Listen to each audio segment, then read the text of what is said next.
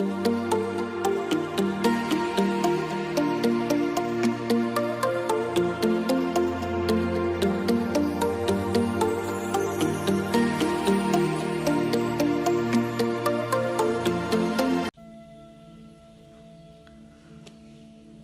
selamat dengan latai, salam sujud karendem malempang, Om Swastiastu. Kembali lagi bersama saya Alki Saputra.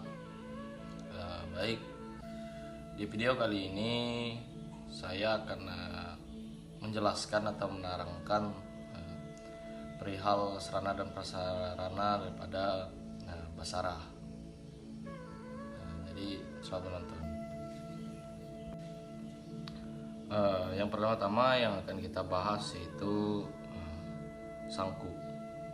Baik, Sangku merupakan salah satu perwujudan dari seluruh kemahakuasaan Ranjing Hatala Langit sebagai simbolis penyatuan batin umat yang melaksanakan persembahyangan kepada Ranjing Hatala.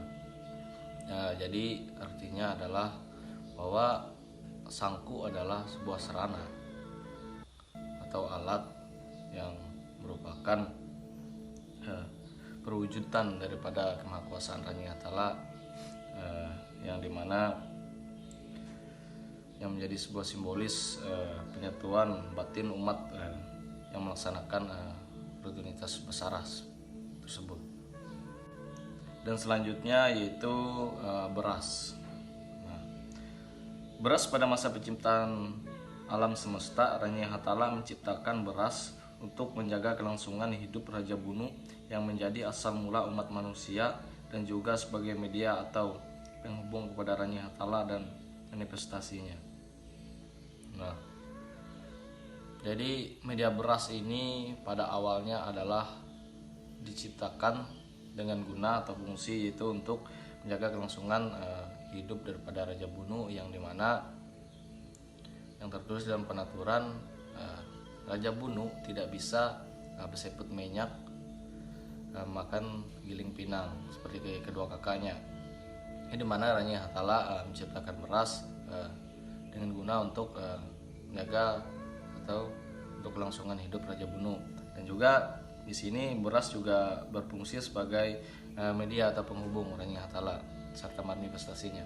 Jadi penciptaan beras ini tidak hanya digunakan untuk kelangsungan hidup Raja Bunu atau asal mula manusia, tapi juga sebagai sarana untuk penghubung daripada Ranjing Hatala itu sendiri dan serta manifestasinya.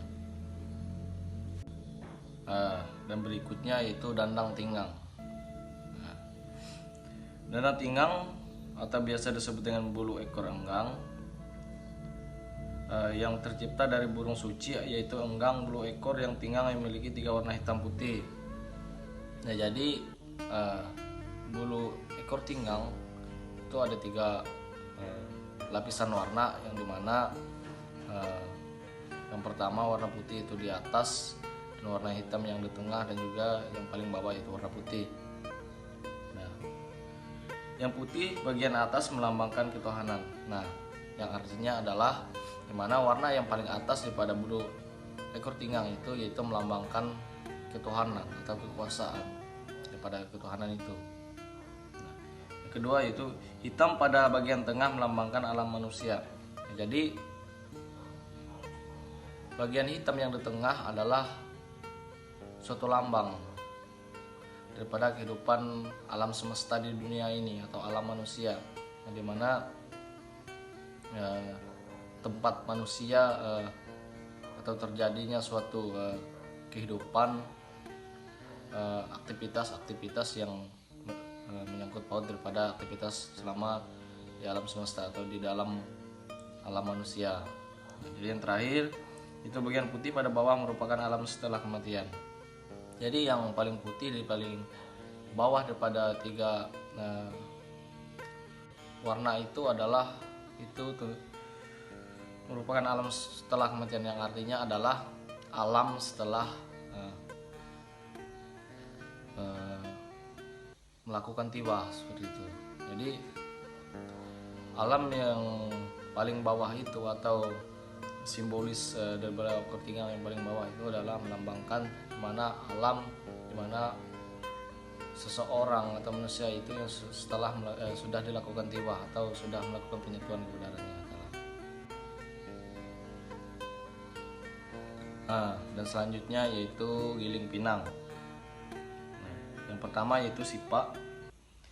Sipa yang dalam bahasa Siang disebut dengan giling pinang yang terdiri dari daun sirih, kapur, dan buah pinang serta tembakau yang dilipat menyertai kerucut yang diisi dengan belahan buah pinang dan tembakau. Jadi di sini sipa adalah satu sarana atau sarana persembahyangan ibadah basarah atau di dalam sangku, yaitu sipa, yang dimana ini alat-alatnya yaitu dari tanaman seperti sirih, ada juga kapur, dan juga ada juga buah pinang serta lipatan yang seperti kerucut seperti itu. Dan selanjutnya yaitu ruku. Yang dalam bahasa Sengyang disebut dengan rukun tarahan, yaitu rokok yang terbuat dari daun nipah yang disebut rokok pusuk. Penggunaan kedua sarana ini dalam persembahyangan basarah berdasarkan mitologi agama Hindu Karingan menyebutkan pada saat penciptaan, yaitu menyamai tunggul garing penjauhan laut, sawung tangkuranan hariran dengan kemelo putak bulau jenjelungan kerangan, limut batu kemasan tambun yang berubah wujudnya atas kehendak Ranyang Hatala menjadi mangku amat sangin dan Nyai Jaya Sengyang yang pada suatu ketika tak kala ia mengobati Raja Pempulau Hawun. Nah, jadi ruku di sini adalah salah satu sarana ibadah basarah yang mana yang ditempatkan di dalam sangku. Dan selanjutnya yaitu perapen. Kata perapen berarti perapian yang berasal dari kata api. Kegunaan perapen pada upacara basarah adalah sebagai tempat membakar garu atau manyan yang merupakan sarana untuk mengiringi pengucapan mantra. Yang artinya perapen adalah suatu sarana yang digunakan untuk membakar gaharu atau manyan. Tapi di seiring berjalannya waktu, untuk sekarang bisa juga langsung digunakan seperti dupa. Dan berikutnya yaitu tenteluh manuk. Tenteluh manuk ini adalah telur, yaitu telur ayam kampung, yang dimana dalam bahasa Sengyang disebut juga dengan tenteluh manuk darung tinggang. Tenteluh manuk ini biasa menjadi prasarana basarah, yang dimana itu telurnya menjadi isian daripada sangku, yang dimana itu ditempatkan di tengah-tengah dalam sangku itu. Dan juga telur ini, dalam pilihan telur ini dipilih telur yang baik seperti itu. Dan selanjutnya yaitu undus. Undus merupakan minyak kelapa yang dalam keharingan undus ini memiliki hakikat yaitu licin hingga dapat melepaskan dan perbaiki sesuatu yang kusut dalam diri manusia. Jadi undus ini juga salah satu sarana dalam peribadahan basarah. Dan juga selanjutnya yaitu tampung tawar. Banyak tampung tawar di sini. Tampung tawar adalah suatu alat untuk melaksanakan sembahyang atau basarah yang dilaksanakan oleh umat keharingan. Tampung tawar terbuat dari anyaman daun kelapa. Tampung tawar berisi air, daun pandan, parfum dan bedak. Jadi di sini tampung tawar adalah satu sarana dalam pelaksanaan basarah bagi umat Hindu keharingan, yang artinya menjadi suatu sarana. Dan di sini juga tampung tawar juga terbuat dari seperti anyaman daun kelapa, dan juga ada unsur air, dan juga ditambahkan wewangian atau parfum. Dan selanjutnya yaitu duit singa Hambaruan, yang dimana dalam bahasa Sengyang disebut Pulau Pungkala Raja, yaitu mata uang yang digunakan sebagai alat tukar yang sah, berfungsi sebagai pelengkap atas kekurangan alat-alat upacara, misalnya secara dengan sengaja ada yang tertinggal dalam persembahan suci. Yang artinya dimana duit singa Hambaruan ini adalah suatu alat atau sarana pelengkap jika dimana ada sebuah kekurangan daripada sarana dan prasarana daripada upacara tersebut atau upacara ibadah basarah itu, sehingga uang menjadi sebuah pelengkap. Nah, dan juga biasa untuk persembahyangan basarah juga biasa sering digunakan seperti bunga seperti itu.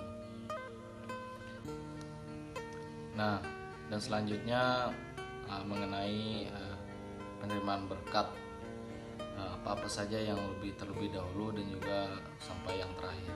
Nah, bagian pertama yaitu tenteluh, di mana tenteluh ini dioleskan di dahi, yang mana di sini melambangkan yaitu penyucian pikiran.